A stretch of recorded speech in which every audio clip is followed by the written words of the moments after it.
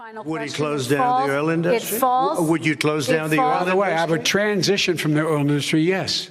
Oh, I would transition. A big statement. It is a big statement. That's a because big statement. I would stop. Why would you do that? Because the oil industry pollutes significantly. I see. And here's the deal. But That's you a can't big do statement. that. Well, if you let me finish the statement, because it has to be replaced by renewable energy over time.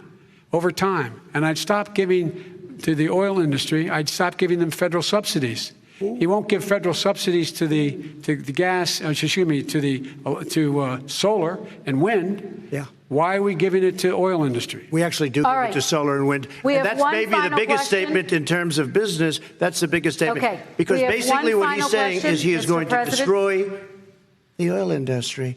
Will you remember that, Texas? Will you remember that, Pennsylvania, Oklahoma? Vice President Biden, let me give you 10 seconds to respond, Ohio. and then I have to get to the final question. Vice President Biden. He takes everything out of context. But the point is, look, we have to move toward a net zero emissions. The first place to do that by the year 2035 is in energy production, by 2050 totally. All right. One final question. Is he going to get China to do it? No, we're finished with this. Is he going to get China to do it? We have to move on to our final question. No, We have to move on to our final question. I'm going to rejoin Paris Accord and make China abide by what they agreed to. All right. Talk about ESG investing, but the strategy could come with a cost. Christina Partsenevelis joins us now with the story of what you might call greenflation, among other things to think about. Christina, I hope we are.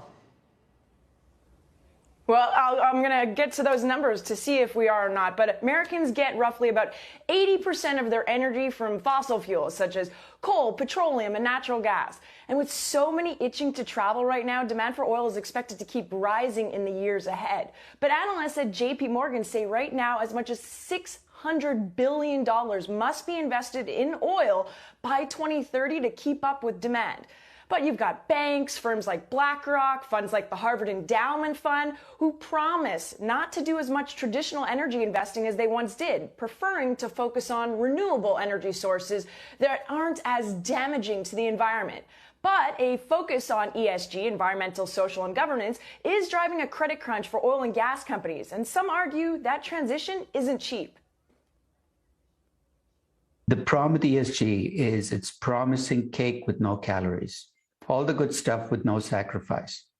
And let's face it, being good will cost you. With clean energy initiatives and supply chain issues, prices have soared for green energy raw materials like aluminum and uranium, helping the stock prices of aluminum producers like Alcoa and Uranium Energy Corporation. You can see on your screen, both up well over 100% this year so far.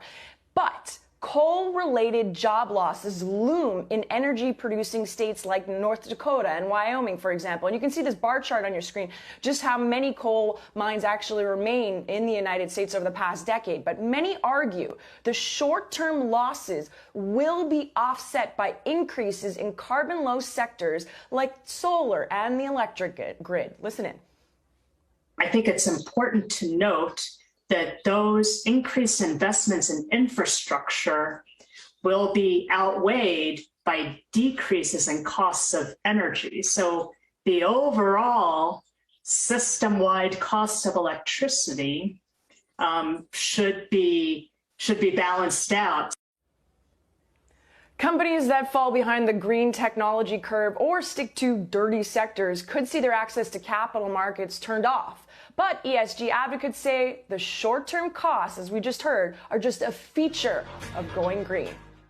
We need to accept that there will be some pain in the process. The pace that we need will open up for missteps. It will open up for shortages on energy. It will create inflationary pressures, and maybe we need to start talking about that pain is actually worth it, because if we don't, there's no business case, there's no economy, there's no welfare. But so far, I think we have been a little bit careful actually talking about the pain in the short term that is likely to come from this very important change. Yeah. Given how inflation has escalated over the past 18 months, would you say that the war in Ukraine is the primary driver of inflation in America? No, inflation was high before, certainly before the war in Ukraine broke out.